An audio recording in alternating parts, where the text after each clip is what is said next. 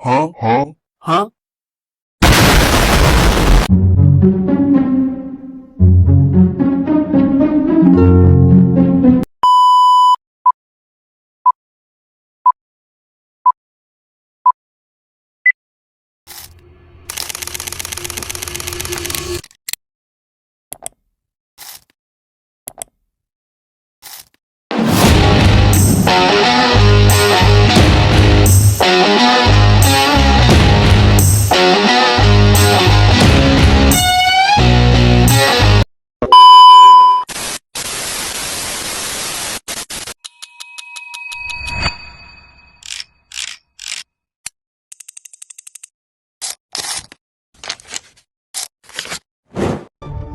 Seperti yang telah terlihat di beberapa media sosial bahwa polusi suara sangat mengganggu aktivitas manusia dan juga mengganggu lingkungan. Oleh karena itu, untuk memastikan polusi suara itu sangat mengganggu kegiatan sehari-hari bagi manusia, kami mengadakan wawancara dengan beberapa penjual yang berada di Pasar Dramaga. Selamat siang Kak. Iya. Maaf ya Kak ganggu waktunya. Saya mau izin wawancara Kakak buat tugas ekonomi lingkungan tentang polusi suara. Pertama itu, Kakak tahu nggak sih polusi suara itu apa? Polusi suara itu kegiatan atau suatu aktivitas yang dapat menyebabkan berbagai macam penyakit seperti gangguan pendengaran dan gangguan konsentrasi. Ya, terus yang kedua ini ada pertanyaan Kak. Menurut Kakak, polusi suara itu bisa menyebabkan perekonomian itu berkurang nggak sih Kak? Bisa, karena mengganggu perekonomian bagi masyarakat yang terkena penyakit gangguan pendengaran yang mengharuskan mengeluarkan biaya pengobatan. A few moments later. Polusi suara dapat diukur dengan suatu satuan bernama desibel. Desibel ini akan mengukur tingkat intensitas, kekuatan, dan kebisikan dari suara tersebut. Berikut ini ada beberapa contoh tingkat desibel yang dapat kita temui sehari-hari.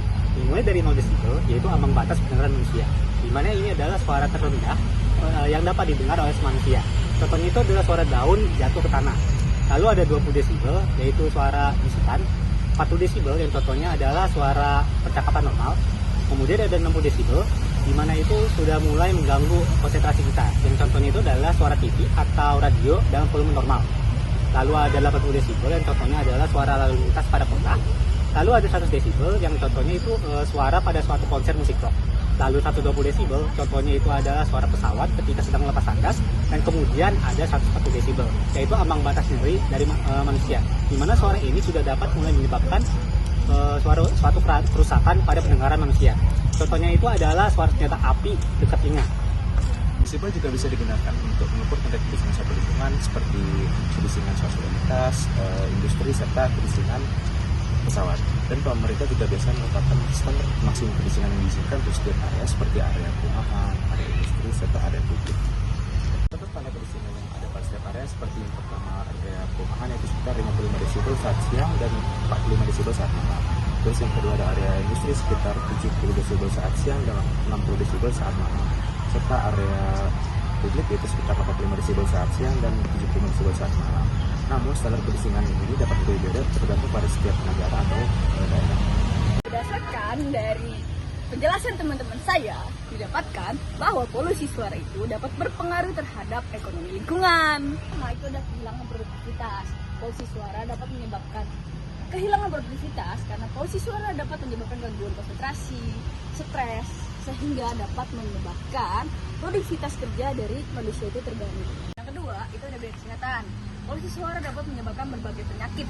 Contohnya itu ada gangguan pendengaran, stres, bahkan penyakit jantung, sehingga dapat meningkatkan biaya pengobatan dan biaya kesehatan bagi orang yang terjangkit penyakit tersebut. Ketiga, penurunan nilai properti. Penurunan nilai properti ini contohnya seperti jika ada suatu daerah yang terlalu dekat dengan sumber polusi suara seperti bandara atau jalan raya, maka mengakibatkan jarangnya orang tertarik dengan properti tersebut. Dari hasil wawancara dan juga penjelasan mengenai desibel suara, polusi suara harus segera dikurangi karena dapat mengganggu kesehatan masyarakat dan juga perekonomian di Indonesia. Dan sudah seharusnya ditetapkan mengenai pengaturan desibel suara pada waktu-waktu tertentu agar dapat mengurangi kebisingan dan polusi suara. Serta memberikan pengetahuan kepada pelaku-pelaku polusi suara agar dapat mengurangi polusi suara. Karena jika terus dibiarkan akan dapat menjadi masalah besar jika tidak segera diatasi. Oke? Selamat